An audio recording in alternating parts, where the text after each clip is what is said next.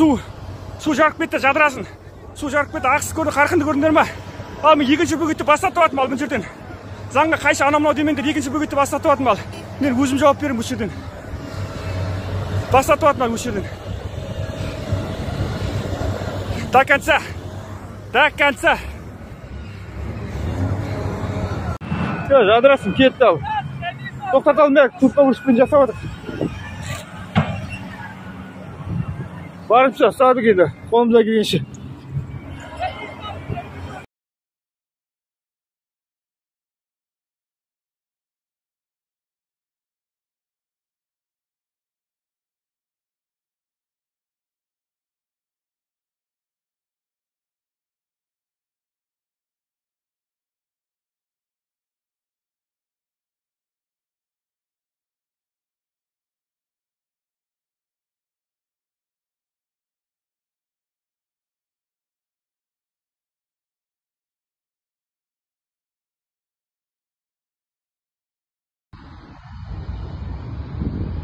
Жіберіп атыр, погрузчик керек, мынаяққа погрузчик керек, үлгермей атыр.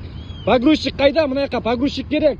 Адрес, жадырасын қарсы, жүрейіктің асты, жүрейіктің арты, адрес. Су қатты кетіп атыр, мынаяққа. Погрузчик керек біздерге, погрузчик, тездету керек. Жүрейікқа погрузчик керек, жүрейікқа. Жүрейіктің арты, жадырасын погрузчик керек, үлгермей атыр, мынаяқта. 7 погрузчик жүр, сондағы үлгермей атыр, мына судың қарқынын қараңыздар. Үлгермей атыр мына жердегі. Мына погрузчик әрбір жерге жүгіріп жүр сандалып. Әне, үлгермей атыр мына жерге. Көп керек біздерге.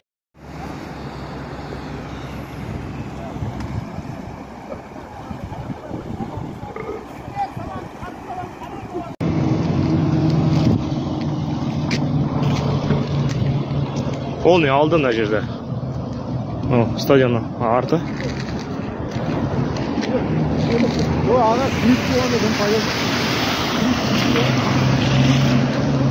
Полный алды асфальт қайтып отыр.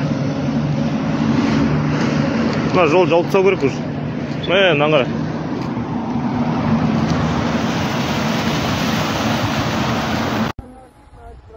Күмбезжақ кетті уже. Ұстай алмапты. Ұстай алмады жігіттер. Енді жайлап дайындалатын шығармыз, басқа не істейміз.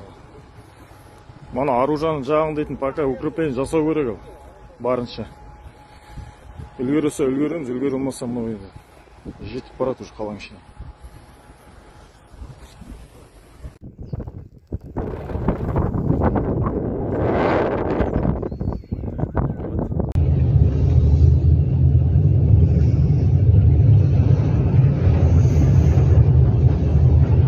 Судың басып атыр ал şey.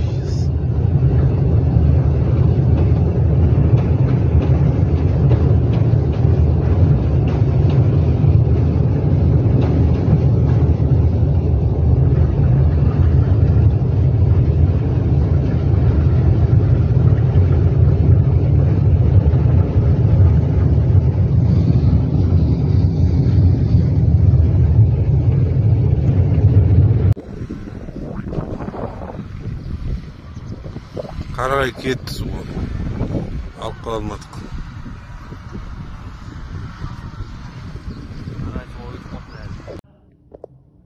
Төртінші ол жақтан кетіп жатыр.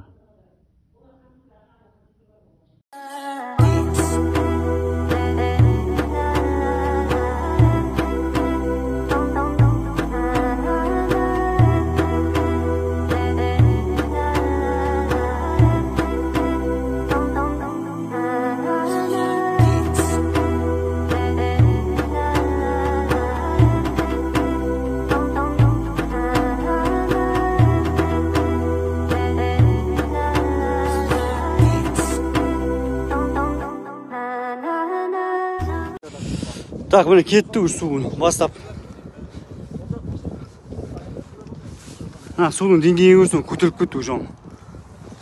Бәрі қопарып тастады уже. Бәрі көтеріліп тастады. Басқа көтеріліп кетті. Субханалла. Ал заправкада очередь болып жатыр. Ана акимат қадағалаңдар, осындай заправка жоқ уақытта пайдаланып, сразу бағаны көтермесін. Мәслихат сіздерге.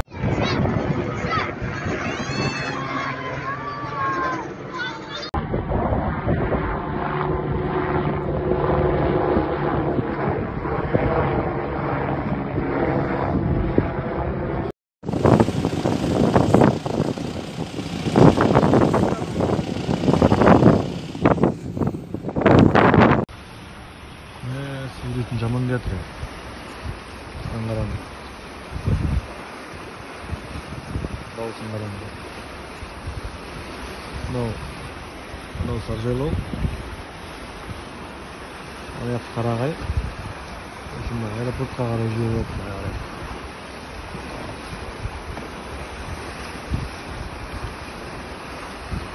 Мынау біздің Злойдың ГАМАЗ жігіттері, Самосвалдағы жігіттер.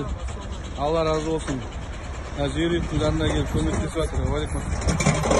Злойдың Самосвал жігіттері келіп. 18 ГАМАЗ жүйріктің жанына төгіп беріп жатыр. Өздері барып топырақ тауып әкеліп. Алла разы болсын. Жұмыстар жемісін. Бәрі келіп жатыр.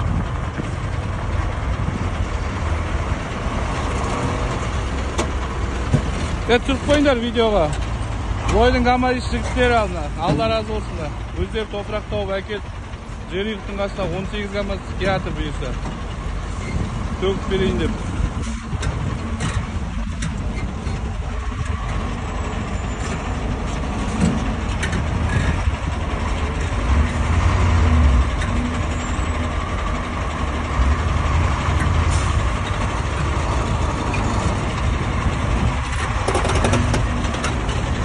Kırık деген ГАМАЗ var ekan. Hey!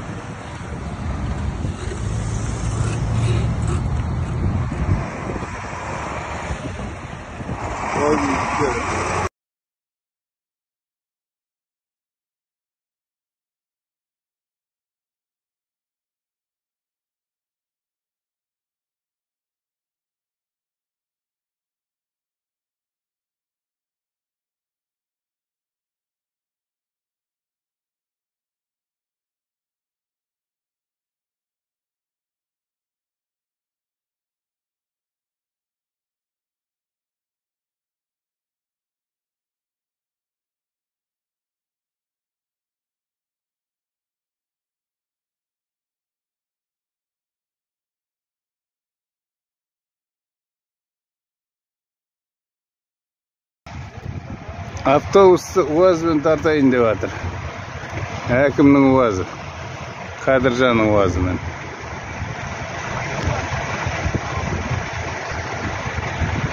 Мен артында өте алмай тұрмын. Мен алдына шықсам ковшпен тартар едім ары қарай. Жанымен өтем ба деп едім, түсіп бара жатыр мана, езіліп жатыр жаны обочина. Сосын артқа қарай шығып кеттім. Енді УАЗбен көреді. Нағыз болмаса артында жалғайтын болса артқа қарай тартып аламын ғой.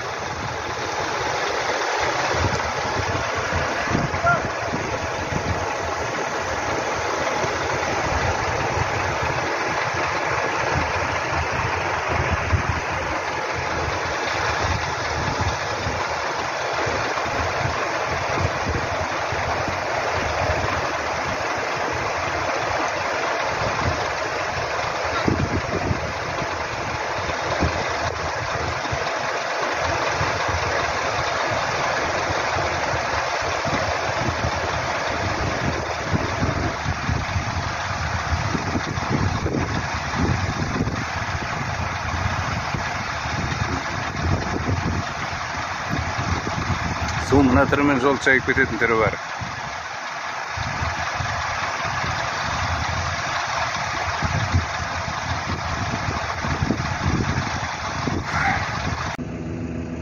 Автобусымыз түсіп кетті, солдаттар тиеген. Су шайып жатыр уже мына жолдың бетін. Солдаттар итеріп жатыр автобус.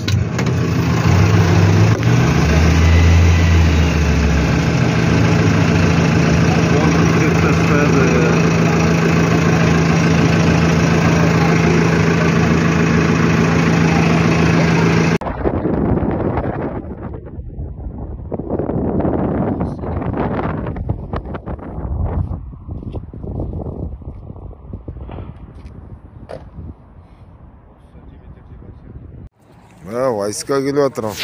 Пехота. Строиться дейсің ғой.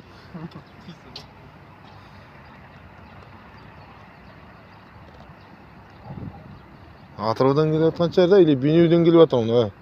Атыраудан да бар, Атырау. Бейнеуден бар оны.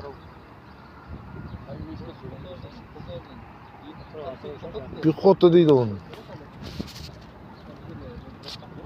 Біздің Мынау жетінші ауыл жақ, жетінші ауылдың шеті, мынау біздің Бөгет, мына 5-ші микрорайон. Мына 5-ші микрорайон көрініп тұр ғой. Осы жерден былай осылай топырақ көміп келді, осы түсіп кеткен уже. Уже халықтың бәрі жиналып отыр. Что-то уже опасность бар дейді. Міне су келіп тұр уже. Міне кетіп тұр су дейді уже. Мына енді бүгін қолға алмасақ, мынау что-то уже кетіп қалса былай қарай ойда уже. Темеңі түсіп кетеді, мына үйлер кетіп қалуы мүмкін. Осы адамдардың барлығы сол уайымдап отыр. Обязательно мына осы жерде келіп тұр ғой, міне топырақ төгіп келді ғой. Соны осы жерден топырақпен толтыру керек сияқты былай. Примерно бір ана жерге дейін дейді, примерно бір 50 метр ма. Соны срочно осы жерде топырақ керек болып жатыр осы жерге дейді. Міне су болса міне келіп тұр. Мынаны енді артынандар осы жерде тасып кететін болса, ешқандай үрге алмайсыздар осы жерге дейді.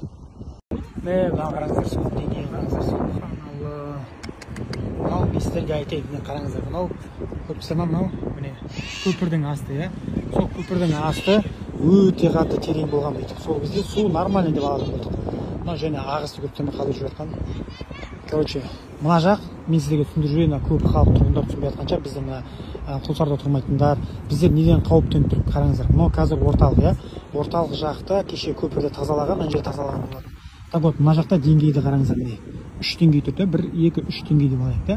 Бұл жақ толам дегенше, мына жақтың уровеніне қарағанда, ана жақта төмендеу кішкене. Значит, ана жақтан тасып кету ықтималдығы бар. Және естуімше, ана жақтан былай кете береді, қамыс-күлерді қосады, сояқ қосылмай жатыр дейді, естуімше. Проблема осындай болады осы жерде. Мынау стадионның артында құрсай ғой мынау. Ана нені жарғанда бізге барып келдіңіздер ғой, Ақмаралхан бір нені Бөгетте жарғанда су азаяды дедіңіздер. Мынау азайып атқан жоқ қой, әлі солай тұр. Даже қара халық міне өзі қайтта мына жердің бәрін бітеп жатыр.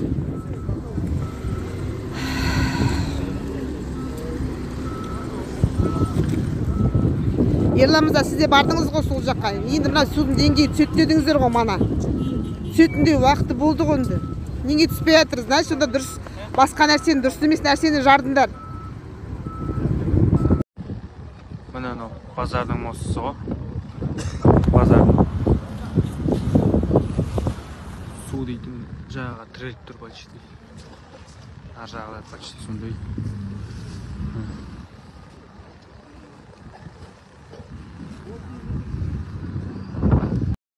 Ассалаумалейкум жігіттер, қайырлы кеш. Мынау 5-ші микрорайон мостысы мен Пыңгес 7-ші жолдың мостысы. Соның бер жағынан су кетіп жатыр. Кімнің қолы осы жігіттер, осы жаққа келулеріңізді сұраймыз көмекке. Қараңдар. Ойбай, теңіз болып кетті, алып кетті мына жақты барлығын. Мынау қаяқ? Мынау жаңа күмбез бейттің қасындағы ана күмбез тұшының несі ғой ана.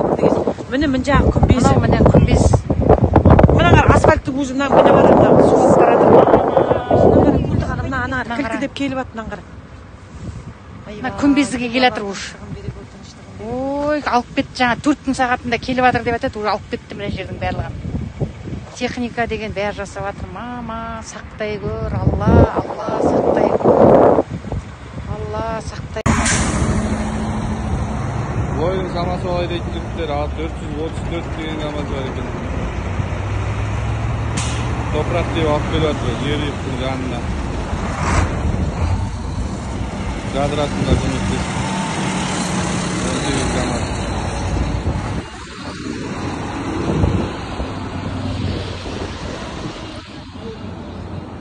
Міне мынау жаңа Ақтөбедегі мосты ғой, иә? Міне қара. Міне трещина көрдіңіздер ма? Қисайып баратыр мына бәрі қисайып баратыр. Трещина көріп тұрсыздар ма? Міне ұзын трещина пайда болды. Міне. Ұзын жағалай трещина пайда болды. Мосты былай қарай иіліп тұр. Мынау банкінің қасындағы, Сулпақтың қасындағы мост. Тіреліп тұр, бірақ ар жағында ағысы нормально. Бізде основной проблема мына 5-ші микрорайон тұсы, 7-ші ауылдың арғы жақ тұсы. Сол жерлерді ашыту керек,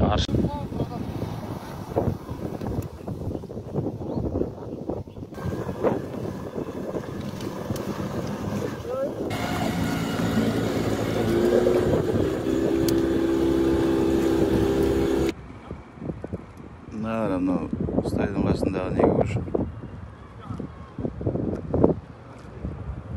Почти көтеріп.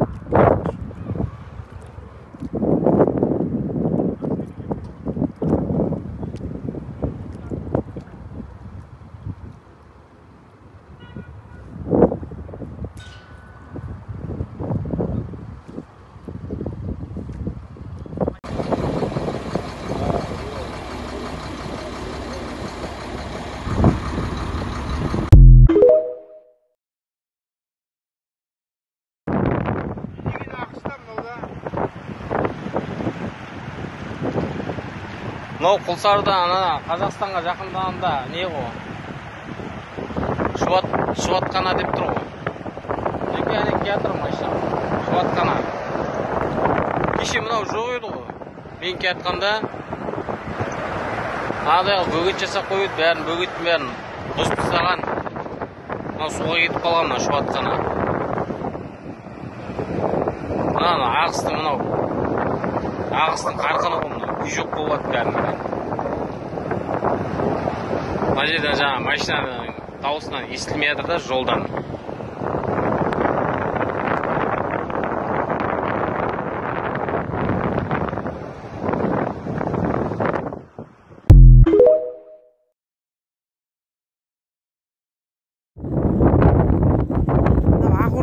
Ақорда мейрамханасының арты екен.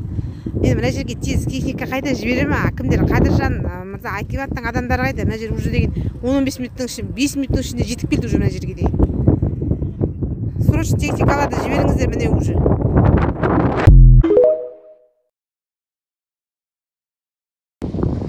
Мынау екінші ауыл. Ақорда банкет залы, объездной. Енді мына жерде бөгеп жатыр еді. Бірақ мына жерден жарып кеткен көрдіңіздер ма? Мына судың несін қара, деңгейін қараңыздар. Мен қазір бір 5 метр жерде тұрмын, неше секундта келеді.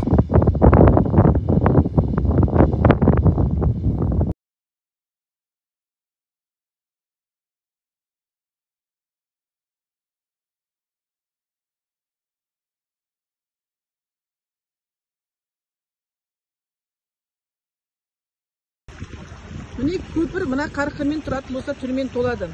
Мына су былай қарай ақпайтын болса, мына ернектің бәрі толған кезде не болады? Мына суды жарады болды, басқа ештеңесі жоқ, сонда ауыл суға кетеді.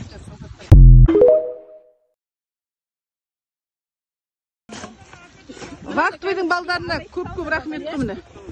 Міне керемет адам айтқан тыңдайтын балдар айтшы мінекей. Мына жерге қаптаватын екен. Мына 5-ші ауыл мінекей.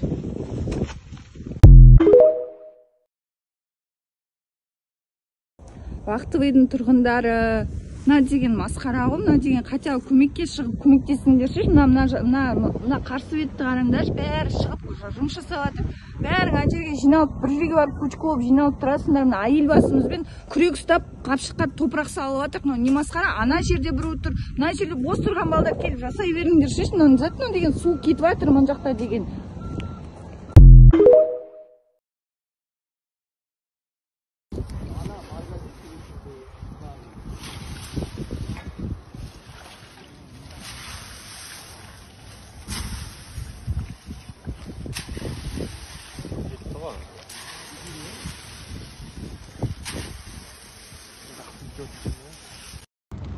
Құлсарының халқы дейді, жерім көп күшті болады, мағыз. Мына жерде стол дайындап, келіншектер жүріп, ыссы бауырсақ жеңдер деп, андай жігіттерге бар ғой. Ыссы бауырсақты алып келіп, үйден пісіріп, жұмыс жасап жатқан адамдарға беріп отыр.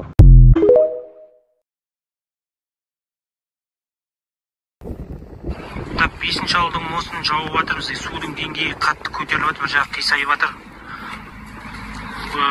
Міне Ақтайға кететін жер жолдардың бәрі уже жауылып жатыр. Міне судың деңгейі уже көтеріліп жатыр, қатты қисайып көтеріліп жатыр.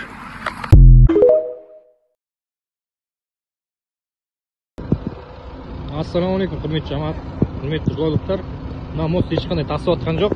Мына судың астына мусорды алып жатқан суды мында төгіп жатыр, как көрсетем. Ешқандай тасып жатқан жоқ, онда ешқандай паника керек емес. Судың деңгейі көтерілуде, бірақ мосттың үстіне таситындай жағдайда емес. Алло.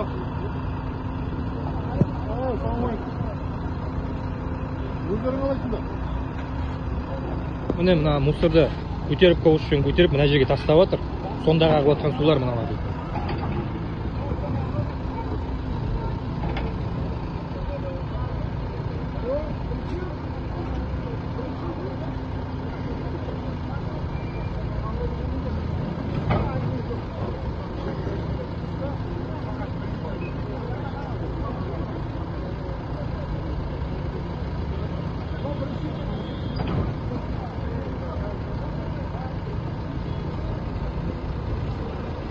Мусорды алды.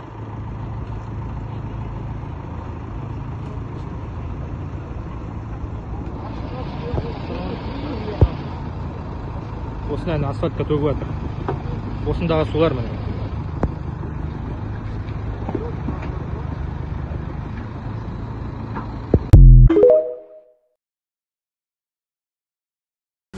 Ассалаумағалейкум. Жаңатаң жігіттер ауылға кіріп жатыр ғой почти. 3 километр жерден келіп жатыр мына су. Сояқта жүр қазір.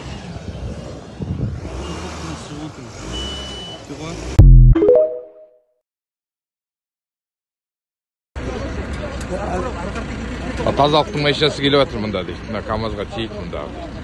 Қайықтары бар екен, аңшыға тазалап отыр ма аңшы.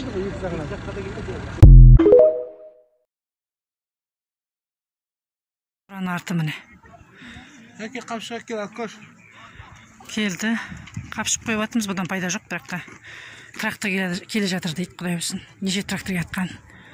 Таң атқанша бұл қораның су алатын сияқты үйді.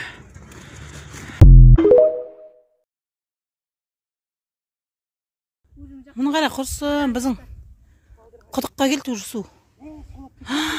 Суға кетіп қалмаймыз, құрсын үй. Толады ғой қазір. Мұны қара суға кетіп атырық. Мұна біздің үй. Мына жерде міне біздің үй тұр. Мына жерде мұны қара. Сарылдап келіп атыр уже су. Нені істейміз? Құрсын, адам дым не жоқ. Суға кетіп атырық. Толып тұр, анаяқта адамдардың бәрі толып жүр. Ана жерде біте алмай ма екен? Құрсын, енді қатты толады ғой. Су мына жайылып атыр уже, қасқа. Жоқ, үйдің қасына келді уже. Мақсат нанбай тұр. Кетпейміз.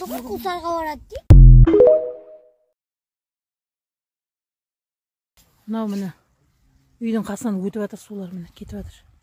Енді ар жақтан, Беркінбай жақтан, Мола жақтан да жарып жіберді дейді Берғай. Қысқа білмеймін, қозғалмай жатыр. Үштен бірдей боламыз ғой деп. Үйдің қасынан өтіп жатыр мына сарылдап. Мына жақта адам көп, талпа. Енді істейтінімізді бір құдай сақтасын деп отырған. Өмір суға кетіп қалған ақ кесті ғой. Кетіп жатыр.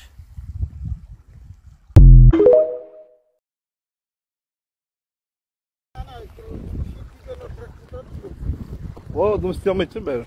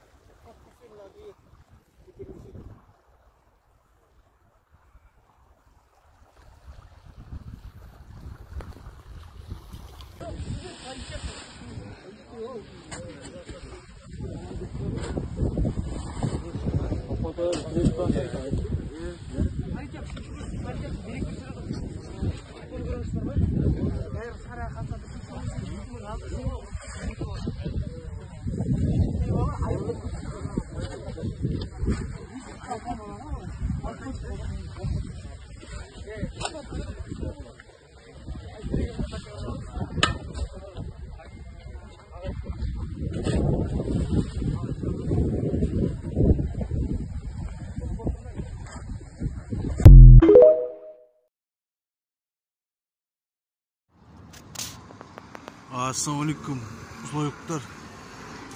Жер отырмын, мен соны көріп қалып кетедім. Біз енді күнде өтеміз оны, жыл сайын деген мына су деген осылай келіп тұрады, оның ештеңе қойым дейді, ештеңесі жоқ, қорықпаңдар. Тек сақтанып қарап отырыңыздар. Енді мына жақта жұмыс жасалып жатыр еді, көтеріліп, енді осы жақ қауіпті ғой, не болса да. Алдыңғы жылы енді осылай су көтерілгенде су кетіп қалды ғой. Сол енді ар жақты көтеріп топырақпен істеп қойса жақсы болады ғой. Ештеңе уайымдамаңдар. Алдыңғы жылда осылай да кетіп бұда. Қорқатын ештеңесі жоқ. Сақтық шараларын жасау керек ауыз білсікпен.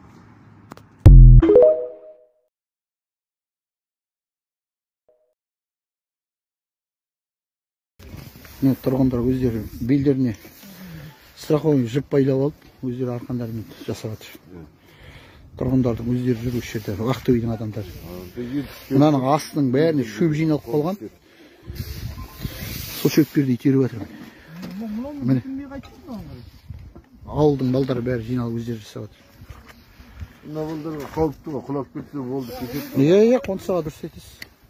Бірақ енді жіппен байлап қойып тұрық қой, барымызша.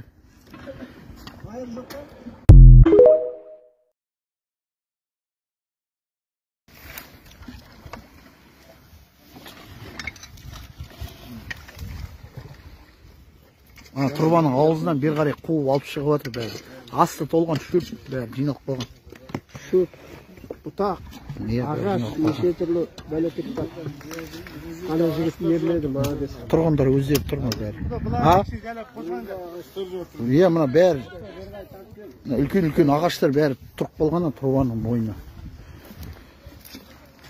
Өздері арқан байлап. Құлсардың кіреберісіндегі мусордың бәрін әкеліп тыққан ғой шүгі. Иә, қайта ағып келіп отыр оны. Міне ар жағын қараңыз, ар жағын. Бұлай тұрсын, әлі.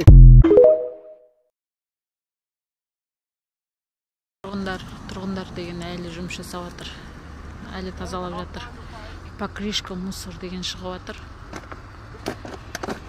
Тек 3 трубаның бойында ана су жүріп тұр. Қалғаны мусордан кептетіліп тұр.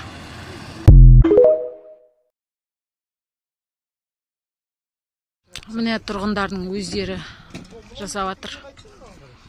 Тұрғындардың өздері тазалап жатыр. Тазалықтан келді жігіттер. Айқай шығарып кетіп қалды. Отчет үшін тек суретке түсіріп тайды.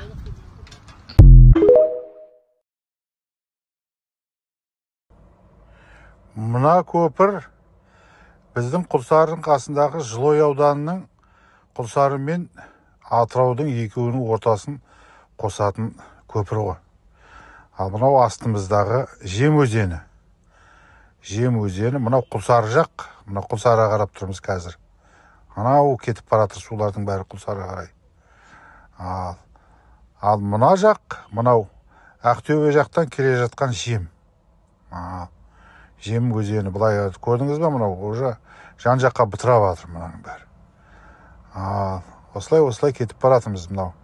Анияқтың бәрі, алдымыздың бәрі дейтін уже арнасының бәрі шығып кеткен, бұзып жан жақтан. Айтуыр мына көпіріміз бар, айтуыр байланыс бар, ештеңемен неткен жоқ.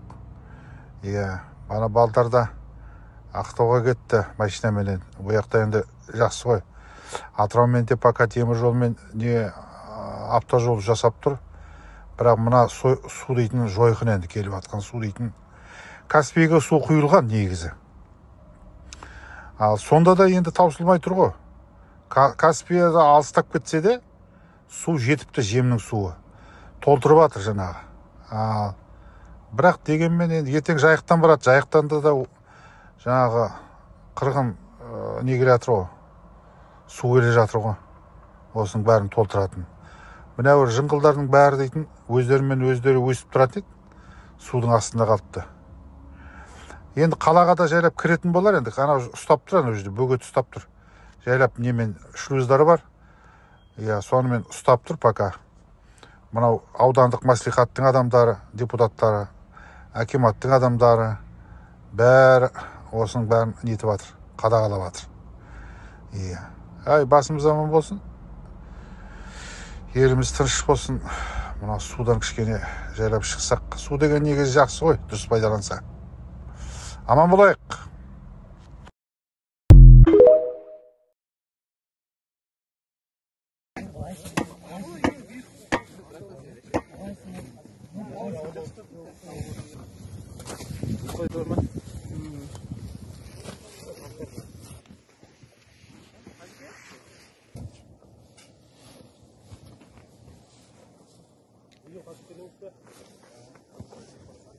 Жем өзені мен Құржем ортасындағы бөгеттерді қапшықпен нығайту жұмыстары жүріп жатыр.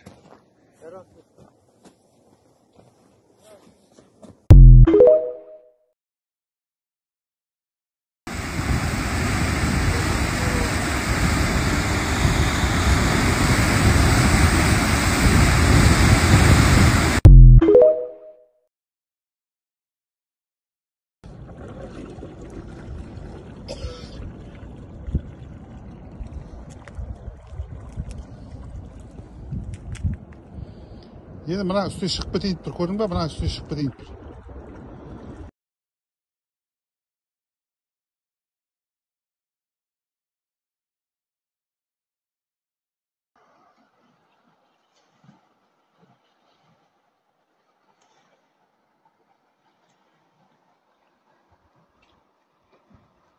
Ақестоғай ауылынан 2 километр жерде.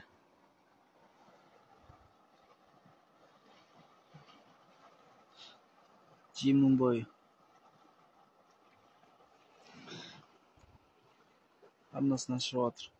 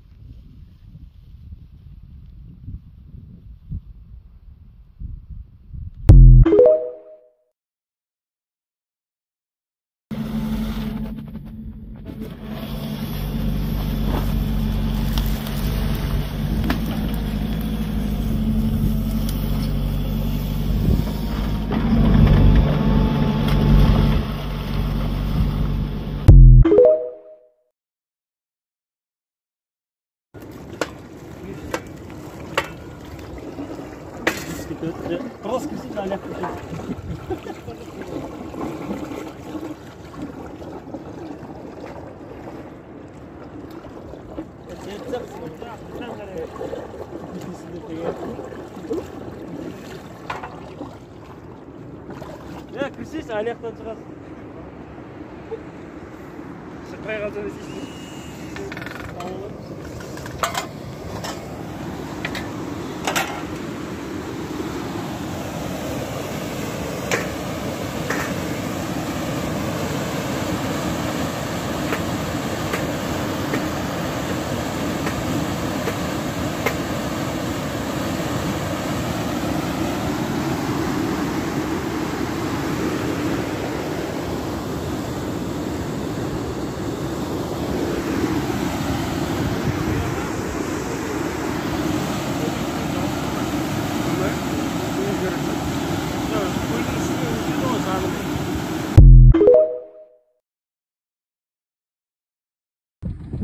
жылы 6 наурыз бүгінгі Жылой әкімдігінің ЧС қызметкерлерімен бірлесе салынған бөгеті. Судың деңгейі бұл жерде күндізгі уақытқа қарағанда түскен бір 10 сантиметр көлемінде. Шлюздің жаны.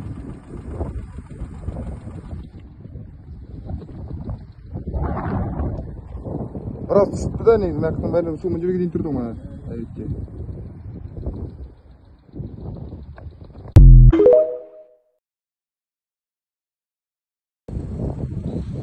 31 наурыз Бақаш шлюз сағат 12:30.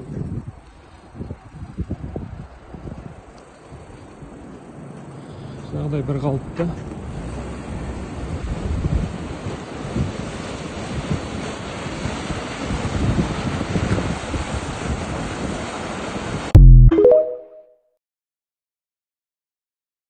Ал біздер Бақаштың шлюзіне келдік, міне. Су міне тұр. Ал міне жаққа жайлап жіберіп жатыр, міне. Бір шлюзді ашып қойған ғой. Дауыс бөлек екен кәдімгі. Міне Бақаш дейді. Бірақ ары қарай жай кетіп жатыр. Бір шлюзді ашып қойған сияқты болмай. Мұнда төртеуі бар, біреу, екеу, үшеу, төртеу. Ал міне ар жақтан келетін су пока нормально. Ал өшеде метрі бар, жазылып тұрған, көрсетіп жіберейінші. Міне мынандай метр ма бірдемеде тұр.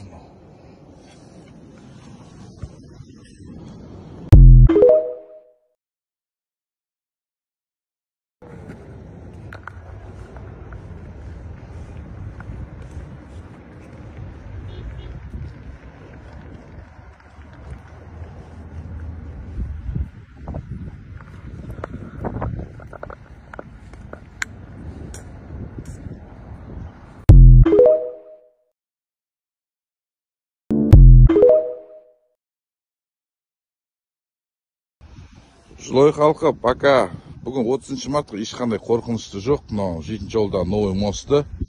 Мынау мына жағы екінші жағы. Өзінің дамбысымен барлығы нормально. Мына жағда да осындай ешқандай проблем жоқ. Бүгінге дейін пока. Алдағы уақытта енді Алла білет. Пока біздерде нормально.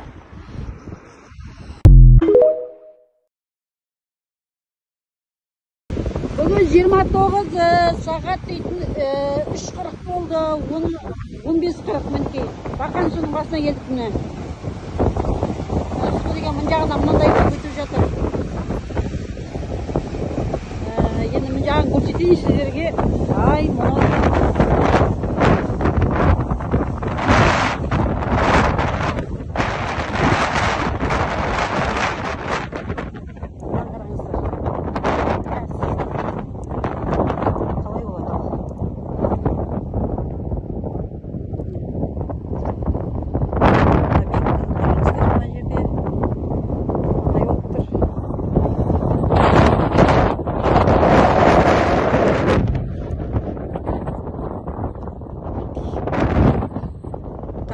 Мынау менен екеуінің разницасын қараңыздар, мынаның биіктігі мынандай болып тұр.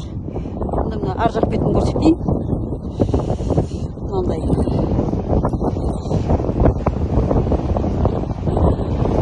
Талай рет естігенменен көзбен көрейін деп мінекей. Келдім бүгін міне.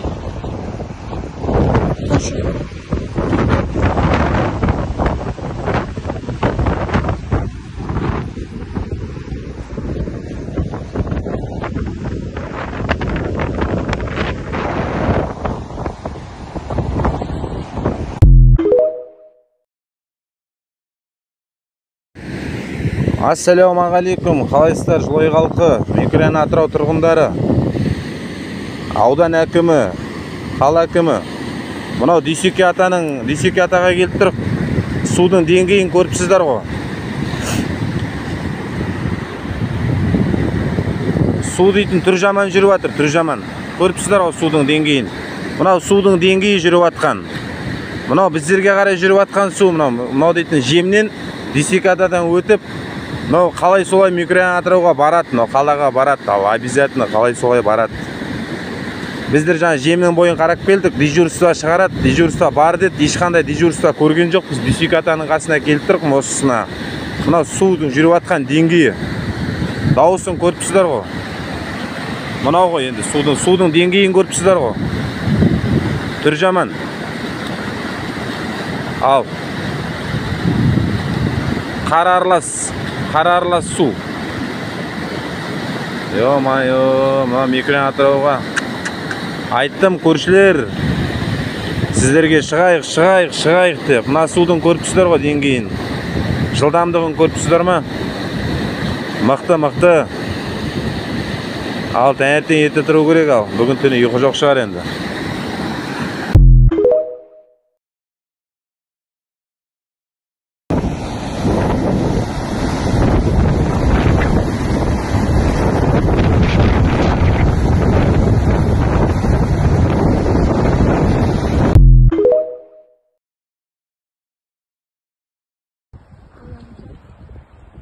Жем өзені 2024 нешесі бүгін? 28 ма? Ағыс дейтін мықты.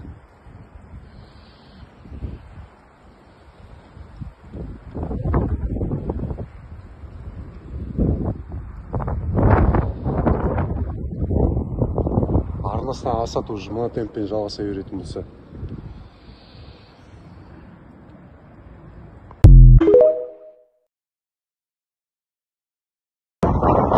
Мынау 7-ші ауылдағы новый мост ғой. Мынау біздегі Құрсай өзені мынау дейді. Ана жерде бөгет бар, пока 2 метрде биік. Мына тағы бір бөгет тұр. Ол резервный тағы бір бөгет бар ана жерде. Пока анаған су келген жоқ, бөгет пока ұстап тұр. Пока су осы бізде.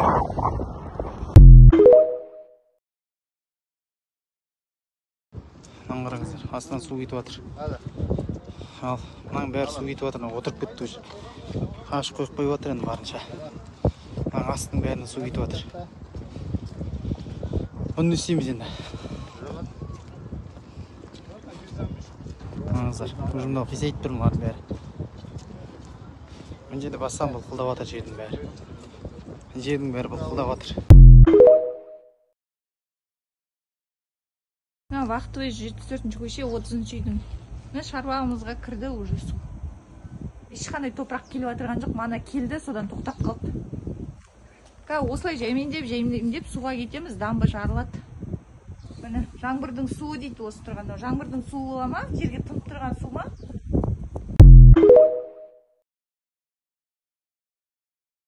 Қазір біздер 7-ші ауылда тұрық. 7-ші ауыл болғанда ана мосты тұр. Міне мост тұр. Мына өшедегі ана сто бар ғой, 6-ші ауылдағы сто. Соның қабы артыда суды қарашы, міне тұр уже. Мына жермен мынандай болып тұр почти. Примерно бір 30-40 сантиметрдай бар уже. Мына жерге срочно топырақ төгу керек, до конца бармыз, мына қара. Су уже келіп қалды, міне тұр уже. Көрініп тұр уже сіздерге де. Но енді былайынан шығып атқан, бірақ ой енді, былай кетсе 7-ші ауыл кетеді, мына жаққа беті дейтін. Мына жерде сто бар, ана жерде заправка бар. Ана мосттан былай қарай түскенде бері қарай. Аружан жақ бітпес, бер жағы.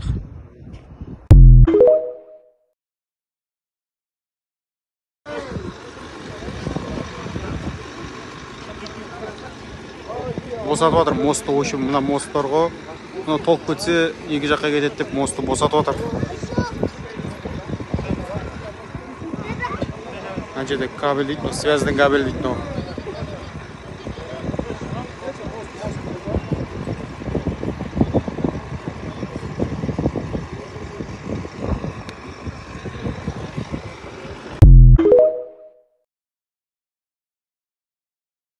Міне, мына су жарды, міне қыздар.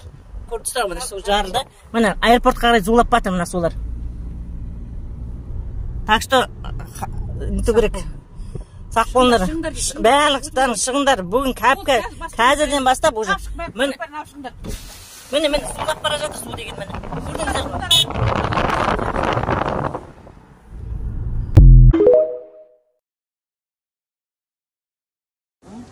Аймұрат мен мына жақта жүр, мына орталықтың несінің мостын жауып тастады. Так, 5-ші ауыл қай жер нақты адресын айта ғой, мен бара қояйын сияқты.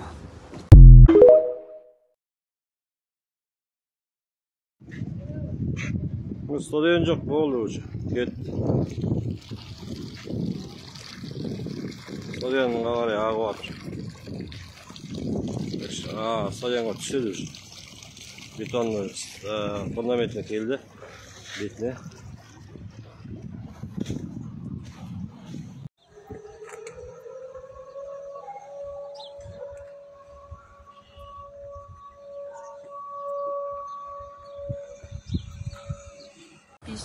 Сағат 8:51. Бақтыбай 5-ші ауыл арасындағы мост.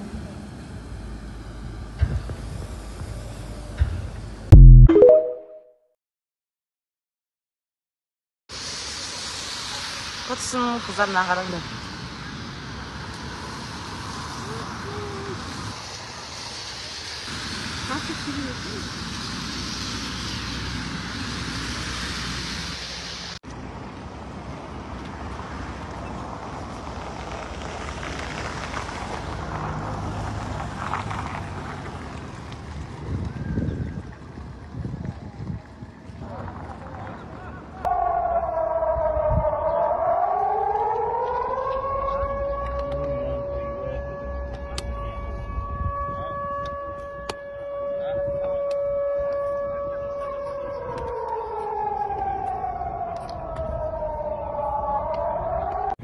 Жадырасын шықты уже жеріктің арты.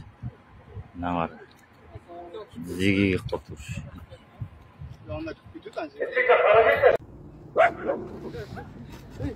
Не, ана кісі вообще түсіп кетті да? Ана кісіні айтам түсіп кетті дейін. Не, ананың кеудесіне дейін келіп тұр ғой. Бойымен бірдей болып кетті уже. Иә, тереңдік қарап.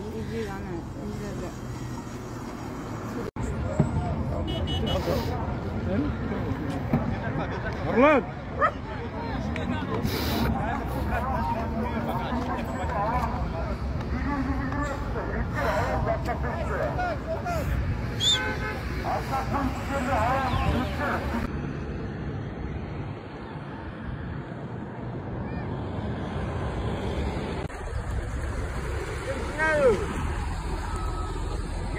Күткен жоқ маған похуй, мен ойып тұрам, бұлдақ.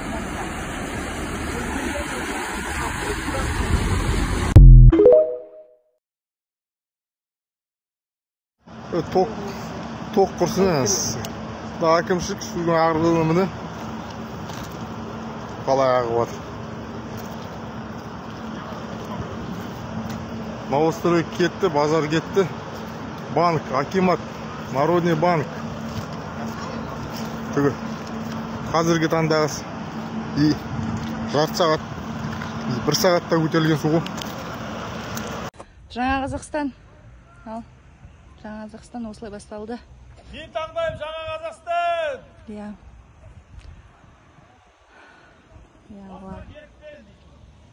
Керім болдыңдар о жаңа Қазақстан деп. Вот вам жаңа Қазақстан. Үкіметтен ешқандай көмек болған жоқ. Солардың кесірі.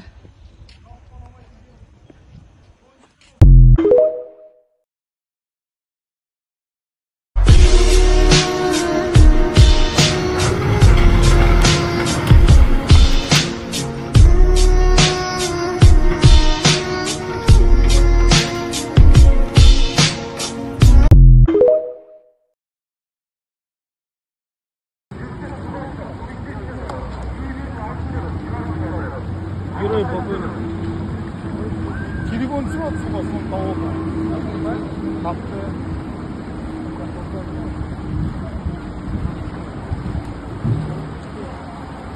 Еба, ана бүтінға dey ана.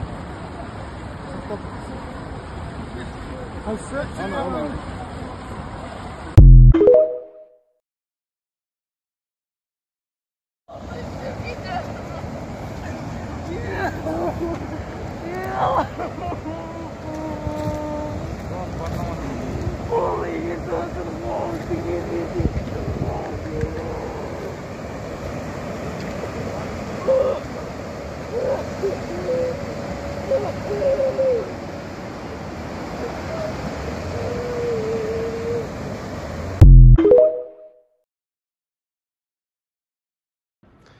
Мына орталықтың күйі мынау. Біз магазиннің лестницасының аузына келіп тұр. Жан жағы толып кеткен. Үшінші үш қатарлы үйлердің бәрі толып тұр. Ана жерде ағыс деген сарылдап отыр енді. Ана жерде ағыс сарылдап отыр. В общем, полный суға кетіп қалды Құлсары.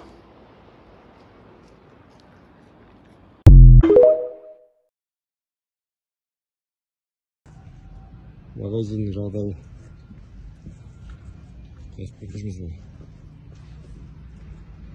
Қараған цемент, гипсокартон. Мына жақтағы цементтеріміз. Гостиница толып кетіп қалды. Судың тереңдігі метр жарымдай шамасы. Басқан жол жоқ. Екінші этажбен мен төбемен крышамен жүрміз. Новостройка. Су басып кетті. Аяқтап оди.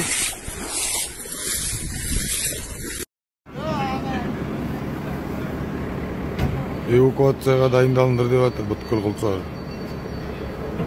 Қазір акиматтан жиналыстан шығып тұр, мынандай прожектор светтер алып қойып жатыр. Қазір свет, газ, су бәрін тияды дейді.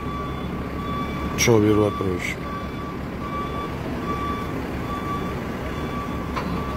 Күнмен зарядкілене беретін ғой прожекторлар. Осын қырғын үй қарсы әкеліп қойды. Қазір түнде эвакуация жасайын деп тұр ғой, 3-4-те ойы болады, бәрін ұйықтап жатқанда тағы да.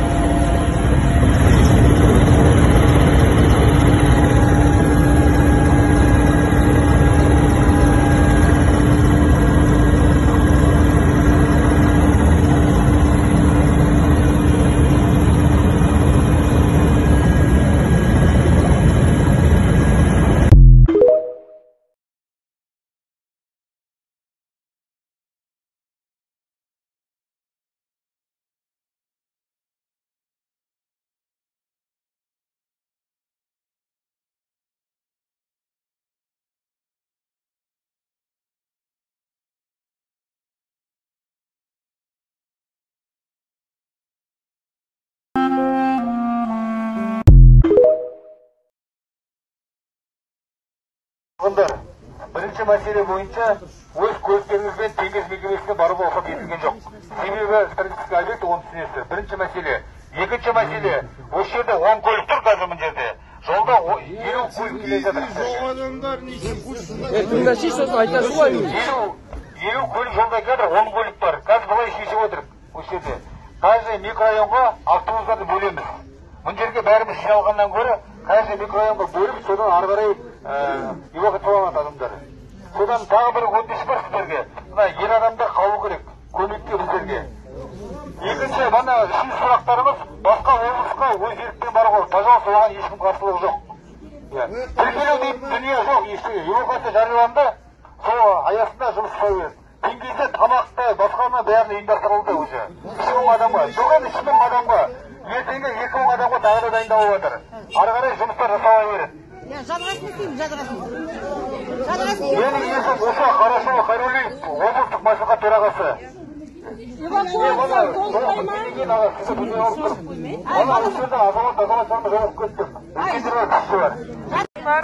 Мен Айшуапа Гүләден.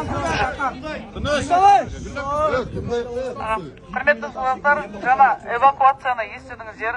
жеке автокөлікпен елді мекендерде, яғни Жаңа Қаратон, Тұрғызба, Ақкестоғай, әртүрлі елді мекендегі азаматтарымыз жеке автокөлікпен теңіз кен орнына бара алмайды.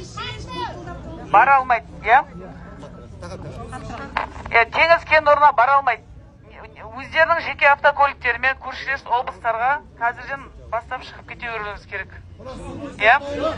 Ал сонымен қатар қазір теңіз кен орнына орналастырылатын азаматтарымыз үшін автобуста ұйымдастырып жатырмыз.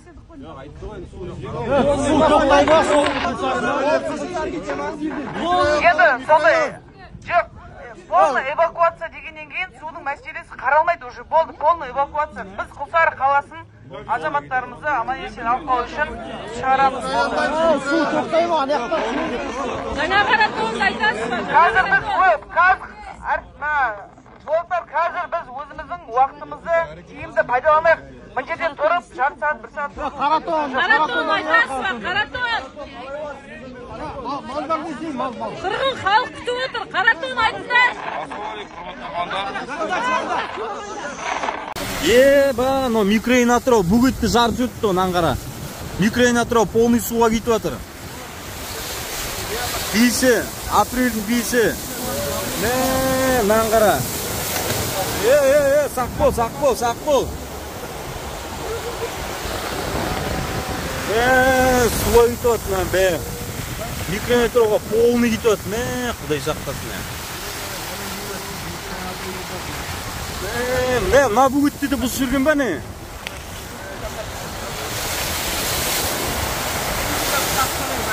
Кіріп атқан жоқ. Құдай сақтасын.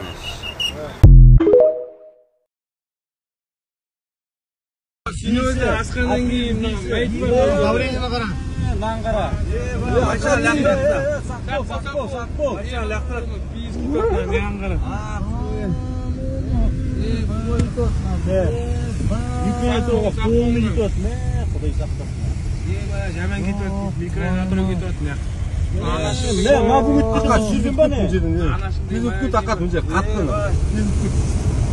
Ерізін жапшы шасқан әр сайбол. Кіріп атқан жоқ. Кетіп атыр. Құдай сақтасын. Өтіп кетті. Микроен атырау. Төртінші жол анаяқ өркен сәлек алды, полный кетіп атыр. Арты. Нан қараңдар. Анашым міне, нан қараңдар жігіттер. Нан қара.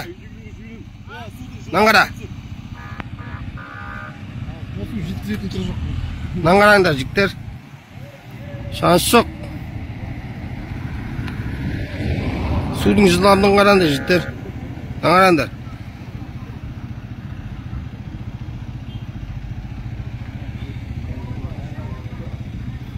Нан қара.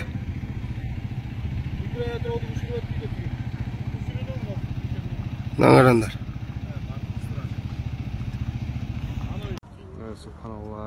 Бері қарай көшіп екінші ауыл. Онда ана іштегі тіреп тұрған сайдың ар жағына да өтетін жер онда да. Үйлер кәм кетіп қалыпты.